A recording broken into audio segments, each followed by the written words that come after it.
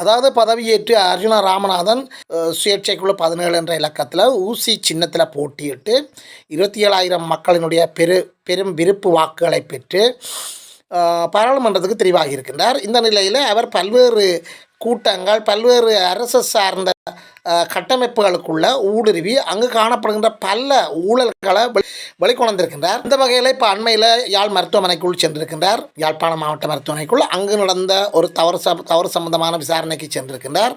அங்கும் அவர் சென்றது பிழையென வழக்கு தாக்கல் செய்து வழக்கு விசாரணை நடைபெற்று கொண்டிருக்கின்றது. இதைவிட கடந்த சில நாட்களுக்கு முன்னர் நடைபெற்ற யாழ் மாவட்ட அபிவிருத்தி ஒருங்கிணைப்பு குழு கூட்டம், அதில் கலந்து கொண்டு அங்கு நடைபெற்ற பல்வேறு தகாத சம்பவங்களை வெளிக்கொணர்ந்திருக்கின்றார். அரசு அதிகாரிகள் பெருமளவு கோடிக்கணக்கில் வந்த பணங்களை அந்த துறை சார்ந்த ரீதியில் சரியான முறையில் திட்டமிட்டு பயன்படுத்தப்படாமல் வந்த பணத்தின் குறித்த ஒரு தொகுதியை பயன்படுத்திவிட்டு மீதியை திரைசேரிக்கு, அதாவது அரசுக்கு திருப்பி அனுப்புகின்றார்கள். ஆனால் இங்கு தேவைகள் பல்கி பெருகி காணப்படுகின்றன. சுகாதாரத்துறை சம்பந்தப்பட்ட தேவைகள், விவசாயத்துறை சம்பந்தப்பட்ட தேவைகள், சிறுவர் சம்பந்தப்பட்ட தேவைகள், சிறுகைத்தொழில் சம்பந்தப்பட்ட தேவைகள், கல்வி சம்பந்தப்பட்ட தேவைகள், சுற்றுலா சம்பந்தப்பட்ட தேவைகள், இப்படி இன்னொரு பல்வேறு தேவைகளுக்கும் பல்வேறு துறைகளுக்கு பல கோடிக்கணக்கில் அபிவிருத்திக்காக அனுப்பப்பட்ட பணங்களை அவர்கள் சரியான முறையில் பயன்படுத்தாமல் திருப்பி அனுப்பி கொண்டிருக்கின்றார்கள் என்ற குற்றச்சாட்டை இந்த அபிவிருத்தி இந்த அர்ச்சனா சர்வதேச மக்கள் சார்ந்த தளத்தில் முன்வைக்கப்பட்டிருக்கின்றது. எதிர்வரும் காலங்களில் அர்ச்சனா மாகாண சபை தேர்தலில் போட்டியிட்டு முன்னிலையில் வகிக்கின்ற போது இன்னும் பல ஊழல்களை அவர் வெளிக்கொணர்வார். எனவே நாட்டு மக்களுக்கு நல்ல ஒரு சம்பவம் நடைபெறப் போகின்றது என்று சொல்லி இந்த தளத்திலே அவர்கள் உரையாடி கொண்டிருக்கின்றார்கள். அவர்கள் உரையாடுகின்ற அந்த உரையாடலை நாங்களும் ஒரு கால் கேட்போம். இதுபோன்ற காணொலிகளை நீங்கள் பார்ப்பதற்கு எமது காணொலிக்கு நீங்கள் புதியவராக இருந்தால் அல்லது நமது காணொலியை சப்ஸ்கிரைப் பண்ணாமல் தொடர்ச்சியாக பார்ப்பவராக இருந்தால் தயவுசெய்து சப்ஸ்கிரைப் பண்ணுங்கள். எங்களுடைய காணொலிகளை உங்கள் நண்பர்கள் உறவினர்களுக்கு ஷேர் பண்ணுங்கள். அருகில் இருக்கிற லைக் பட்டனை அழுத்தி லைக் கொடுங்கள். அருகில் இருக்கிற பெல் ஐக்கோனையும் அழுத்தி நாங்கள் போடுகின்ற காணொலிகள் அனைத்தையும் உடனுக்குடன் நீங்கள் பார்க்கக்கூடியவாறான அந்த நோட்டிஃபிகேஷனை பெற்றுக்கொள்ளுங்கள். தொடர்ந்து நாங்கள் காணொலிக்குள் செல்வோம்.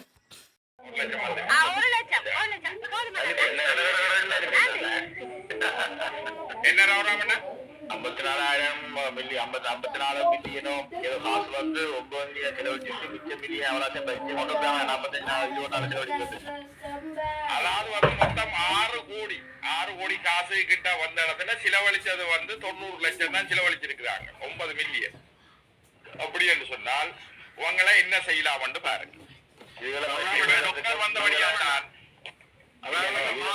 மாகாண சபையில படிச்சதை இன்னும் கூட திருந்தாம இருக்கிறார்கள். மாகாண சபையில இருந்து இவ்வளவு காசு திரும்பி போனது அறிஞ்சு அதுக்கு பிறகு இந்த இங்க இருக்கிற தமிழர்கள் வந்து அதே நிர்வாகத்துல இருக்கிறாங்க என்ன செய்கிறதா அவங்கள இதுல எழுதுறதுக்கு ஊடகங்களில் செய்தி நிறுவனங்களில் மக்களுக்கு வந்த காசை மக்களுக்கு செலவழிக்க அரசு அதிகாரிகள் சொல்றதுக்கு சமூக ஊடகங்களில் இல்ல அதை தெரியப்படுத்துறதே இதுக்கு இல்ல மீட்டிங் அர்ச்சனா சொன்னபடியால இதுல என்ன பிரச்சனை சொன்னார் ராவராமன்னா, இன்றைக்குத்தான் மக்களுக்கு வந்து மாவட்ட செயற்குழு என்ன செயற்குழு கூட்டம் என்று சொன்னா என்னன்னு சொல்லி சனங்கள் இன்றைக்குத்தான் முதல் பார்த்திருக்கு.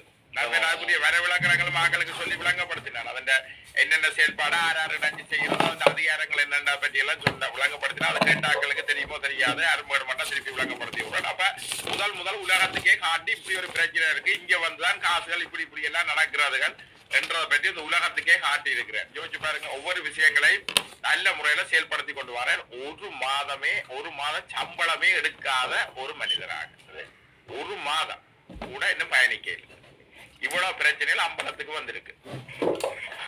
இதை விட வைத்தியசாலைக்கு மில்லியன் கணக்கான நிதி வந்திருக்குது. அந்த நிதியில எத்தனையோ வைத்தியசாலை இன்னைக்கு பராமரிப்பு இருக்குது, எவ்வளவு விஷயங்களை செய்ய வேண்டி இருக்குது. அந்த காலத்துல கூட இந்த மாவட்டம் இதுன்ற ஒரு விளக்கத்தை இதுல புதுசாரும் வந்து விளங்கப்படுத்தி விடுவோம் தானே. என்ன டாக்டர் கொண்டு வந்திருக்கிறேன்.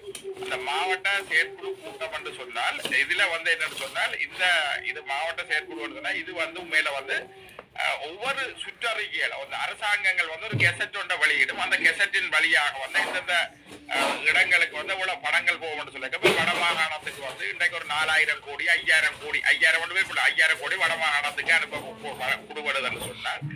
இது வந்து இந்த எங்கட மாவட்ட செயற்குழு கூட்டத்துக்கு அந்த அந்த அந்த இதை வந்து கையில வரும். அப்ப இதை வந்து இவியல் வந்து டிஸ்கஸ் பண்ணி ஆறாருக்கு இவ்வளவு என்னென்ன துறைகளுக்கு இவ்வளவு காசு கொடுக்கணும். உதாரணத்துக்கு ஒரு பஸ் வந்து வெள்ளனைக்கு அதான் பஸ் ஸ்டாண்டுக்குள்ள பஸ் வந்தா அந்தந்த ஊருக்கு அந்தந்த பிரியாணிகளை ஏற்றி கொண்டு அந்தந்த பஸ் போகும், அவ்வளவுதான். அதே மாதிரி தான் இந்த காசு வந்து ஒவ்வொரு துறைகளுக்கு காசு போகும், போய் வரும். ஆனால் இதை வந்து தனிய வந்து அதாவது வந்து மாவட்ட செயலாளரும்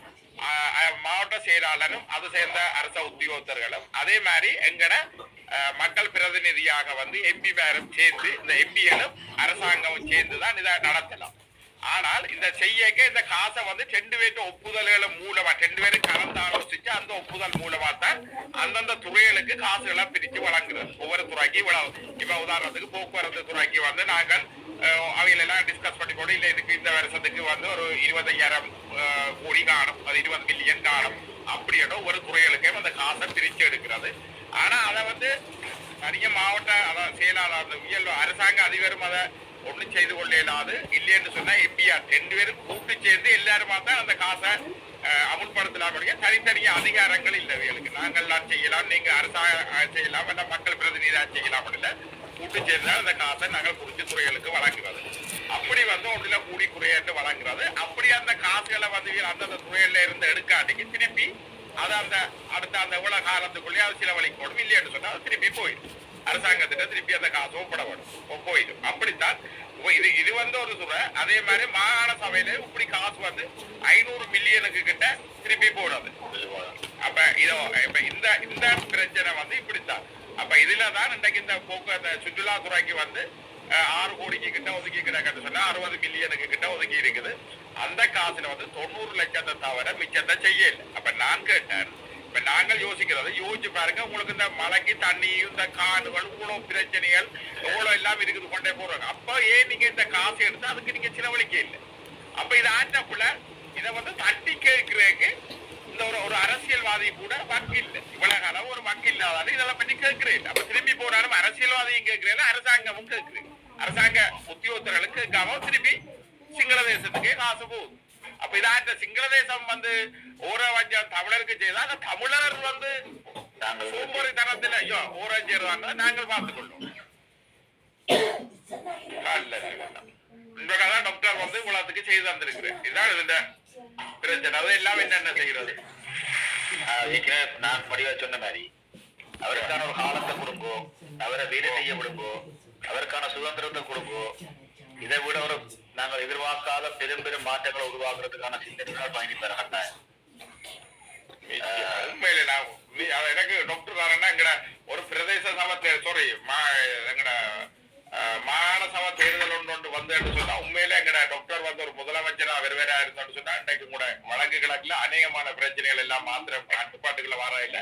எங்கட அதாவது மாகாண சுயாட்சியை அந்தால் பெற்றுக்கொண்டோம். அவ்வளவு ஒரு வல்லமை உடைச்ச ஒரு மனுஷன் உண்டு.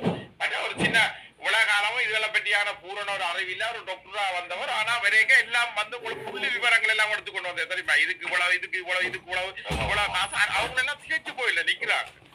என்னன்றா புறான்ற ஒரு இதுல உங்களுக்கு இருந்தா அவனுக்கு சுரேஷ் இருந்தா எல்லா தகவலும் போகுது. இன்னும் பிரச்சனை இருக்கு என்ன தெரியுமோ, இவர் இப்படி செய்ய முடிக்கிறார் மற்றவனுக்கு எல்லாம் வந்து வயிறு கலக்கும். ஏன்னு சொல்லி சொன்னால் மற்ற எங்கேயுமே சும்மா இல்லை இருக்கிறாங்க வந்து இது என்னடா இவன் வந்து போய் எல்லாம் செய்யறான்னு நாங்க இல்ல 2 வகையா பார்க்கலாம். அப்ப எப்படி என்றால் ஒன்று அரசு அதிகாரிகள் நிர்வாகத்துக்கு சார்பாக இயங்குற எம்பினர் பாராளுமன்ற உறுப்பினர். 2வது மக்களுக்காக மக்களோட நலனுக்காக செயற்படுற பாராளுமன்ற உறுப்பினர். இந்த 2வது சொல்லப்படுற விடயத்துல வந்து இன்றைக்கு வடகிழக்குல சரி இலங்கையில சரி மக்களுக்காக செயற்பட்ட பாராளுமன்ற உறுப்பினர் எண்ணி நடங்காத மிக மிக குறைவான ஆட்கள், விரல் விட்டு எண்ணக்கூடிய ஆட்கள். கவிராஜ் ஐயா அப்படி ஒரு சில எங்களை விட்டு போன ஒரு ஆட்களை மட்டும்தான் நாங்க சொல்ல முடியும். இன்றைக்கு அரச நிர்வாகத்துக்கு எதிராக மக்கள் முறைப்பாடு செய்தார். அந்த கடிதத்தை கொண்டு அரசு நிர்வாகத்துக்கு போனால் போராடுகிற பாராளுமன்ற உறுப்பினர் ஆட்ட பக்கம் நிற்பினோம் சொன்னா அரச பக்கம் தான் நிற்கிறார். ஆனா முறைப்பாடு செய்தது யாருன்னு சொன்னால் பாதிக்கப்பட்டது யாருன்னு சொன்னா மக்கள். அந்த மக்களோட பக்கம் நிக்கிறதுக்கான மனநிலையை நகைக்க இல்லை, அதுக்கான தனித்துவமான துணிவு நகைக்க இல்லை. இன்றைக்கு அர்ச்சனா அப்படி மக்களுக்கு குரலாக நிற்கிறபடியாட்டான். மக்கள் ஒரு முறைப்பாடு வந்தால் நிர்வாகத்தை கேட்க வேண்டியது பாராளுமன்ற உறுப்பினர்கிட்ட கடமை.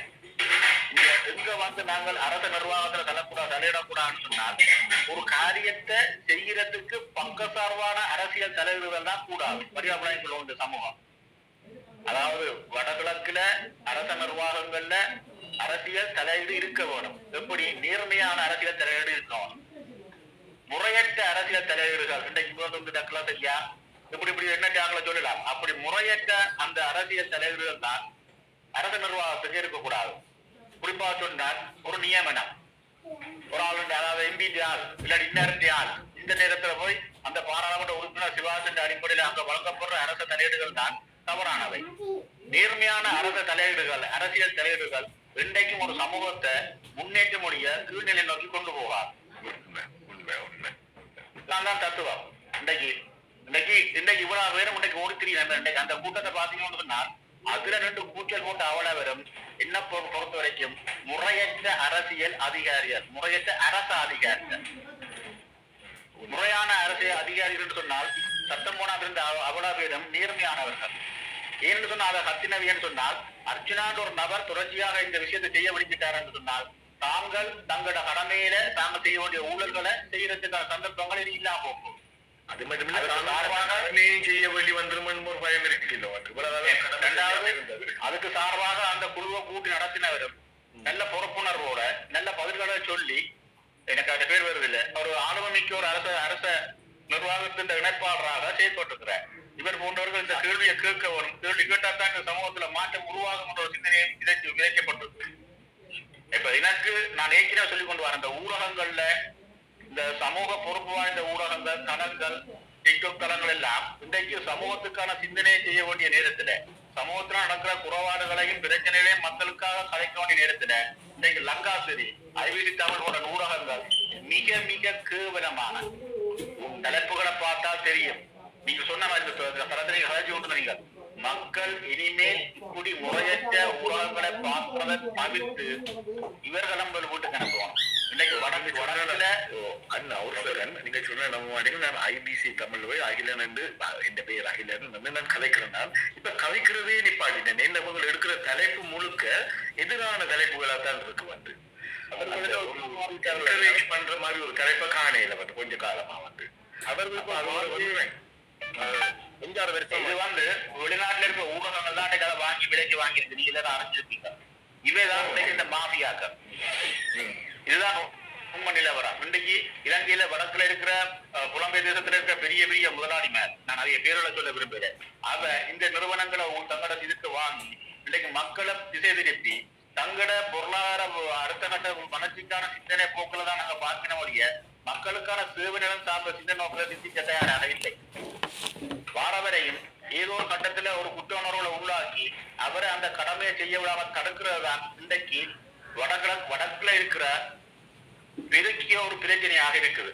இதுக்கு மக்கள் சமூகம் தான் முடிவு சொல்ல வேணும், முடிவு கொடுக்க வேணும். அர்ச்சனான்ற ஒரு ஆளுக்கு பின்னால் அந்த மக்கள் சமூகம் நிச்சயமாக இன்றைக்கு இருக்க அரசாங்கம் அதுக்கு நிச்சயமாக பெரும் பெரும் உதவிகளை செய்ய மட்டும் நாங்கள் நம்புறோம். ஏன்னா அந்த அரசாங்கம் ஒரு சரியான பாதையில போய் கொண்டிருக்குது. அதே போன்று இன்றைக்கு பாருங்க சுண்ணாத்துல மின்சார பிரச்சனை இன்றைக்கு அமைச்சராலேயே அந்த விஷயம் அர்ச்சனா அந்த பக்கத்தாலேயே கொண்டு போகப்பட்டு இன்றைக்கு அதை தடை போட்டாச்சு. அப்ப செய்ய வேண்டிய விஷயங்கள் இந்த பாராளுமன்ற உறுப்பினருக்கு மக்கள் மத்தியில கணக்கு இருக்குது. அதை செய்ய தவறிட்டு அரச அதிகாரிகளுக்கு நீங்க துணை போங்கோ, நேர்மையாக துணை போங்க. ஒரு அரசு அதிகாரிட்ட ஒரு பாராளுமன்ற உறுப்பினர் போனாருன்னு சொன்னால் அவர் தவறு விட்டு இருந்தால் அந்த தவறை முடிய முறைப்படி சொல்லி அந்த தவறு இடம்பெறா வண்ணம் நடவடிக்கை எடுக்கவும். இதுதான் நிர்வாக கட்டமைப்பு. யாருக்காக இந்த இயங்க தளங்கள் எல்லாம், யாருக்காக இந்த அரசு துணைத்தளங்கள் எல்லாம்? மக்களுக்காக. ஆனா அன்றைக்கு அவரே சொல்றாரு, ஒரு மக்களை போய் சந்திச்சு ஒரு கச்சேரியில சிரிக்க போத காண முடியல என்றத ஆளுநரை சொல்றாரு. உங்களால முடியல அரசு துணைக்கிழங்கள்னா மக்கள்கிட்ட நன்மதிப்பை பெற வேண்டிய நீங்கள் அதுவும் நீங்கள் மக்களாக வாசிக்கலாம். அரசு துணைக்கிழங்கள் ஒரு அயல் நாட்டுல இருந்து வந்தீங்களா? அதே மக்கள் குடிகள்ல இருந்து தெரிவு செய்யப்பட்ட கல்வியற்ற பெரும் சமூகம் தானே நீங்கள். அப்ப உங்களுக்கு மக்கள்கிட்ட பிரச்சனை தெரியல என்று சொன்னால் இனி உங்களோட வழிகளை இனி யார் புரிஞ்சு கொள்ள போயினா? சிங்கள மக்களா புரிஞ்சு கொள்ள போயினா? அரச உத்தியோகர்களா புரிஞ்சு கொள்ள போயினா? சிறிதரனும் கலைக்கலையாண்டா அது தெரிவு செய்த கிளிநொச்சி மக்கள் முடிவெடுக்கணும். அதுக்கு அது நீங்கள் அவற்றை இதை பார்த்தீங்களும் தெரியும், ஒரே ரெக்கார்ட்ஸை போட்டு போட்டு போட்டு அடிக்கிறது. வேறு ரெக்கார்ட்ஸ் ஒன்றும் இல்லை அவற்றை தெரியும். சொல்லக்கூடாது நடந்து போய்க்குது. அவற்றை விஷயத்துல அவற்றை ஆளுமையும் அவற்றை நேர்மையும் அவற்றை ஒழுக்கமும் சமூகத்தின் மீது அவர்களோட அக்கறையும் நான் கண்டு கொண்டேன். மற்றதை பற்றி எனக்கு தெரியாது. சமூகம் கண்டு கொண்டுச்சா கண்டு ஏன்னா இப்ப நான் கேட்கிறேன்னு சொன்னா இன்னைக்கு இந்த மற்ற எம்பி மேல எல்லாம் வந்து இன்னைக்கு 2 வருஷம் 3 வருஷமா யாழ்ப்பாணத்துல நடந்து கொண்டிருக்கிற தொடரான இந்த அட்டூழியங்கள் எல்லாம் வந்து இவங்களுக்கு தெரிஞ்சு எவ்வளவு இந்த மருத்துவத்துறைக்குள்ள ஈடுபட்டாங்க இருக்கிறாங்க. இன்னைக்கு வரைக்கும் புலம்பெயர் தேசத்திலே இருந்து புலம்பெயர் கட்டமைப்புகளால கஜேந்திரமார் பொன்னம்பலம் ஒரு தெரிவு செய்து அவை ஊடாக மக்களுக்கான தேசிய நலன் சார்ந்த சிந்தனைகளுக்காக உருவாக்கப்பட்ட கட்சி தான் அது. இன்றைக்கு இந்த புலம்பெயர் கட்டமைப்புகள் இதுக்கு பதில் சொல்லித்தான் ஆகணும். ஆளுமிக்க நேர்மையான புலம்பெயர் தேசங்களில் இருக்கிற கட்டமைப்புகள் அவைக்கு பின்னால நின்று பெரும் பொருளாதாரத்தை அந்த அரசியல் கட்சியை வழிநடத்துகின்ற இந்த தேசியம் தன்னாட்சி உருவகம் என்ற சிந்தனையோடு இருக்கிற அந்த கட்டமைப்புகள் இந்த குறிப்பாக அவர்களால் நியமிக்கப்படுற இந்த கட்சிகள் தலைவர்கள்ட்ட என்ன செய்வீங்கன்ற ஒரு கேள்வி ஏன் கேட்கணும் இல்ல? இதை கேட்கட்டும் மக்கள், புலம்பெயர் தேச மக்கள் கேட்க வேண்டிய ஆக்கள்கிட்ட கேட்கட்டும். இன்றைக்கு அவர்கள் செய்த வேலை என்ன தெரியுமா? இவ்வளவு மக்களும் இவ்வளவு பிரச்சனை நடந்து கொண்டிருக்கீங்க. தையிட்டியிலே ஒரு மூலையிலே ஒரு 15 பேர் திகார கட்ட வேண்டாம், திகார கட்டியெல்லாம் முடிவடைந்து விட்டது. இப்பதான் திகார கட்ட வேண்டாம் என்று தையிட்டியில போய் நிக்கணும். அது கட்ட தொடங்கியோ அதுகளுக்கு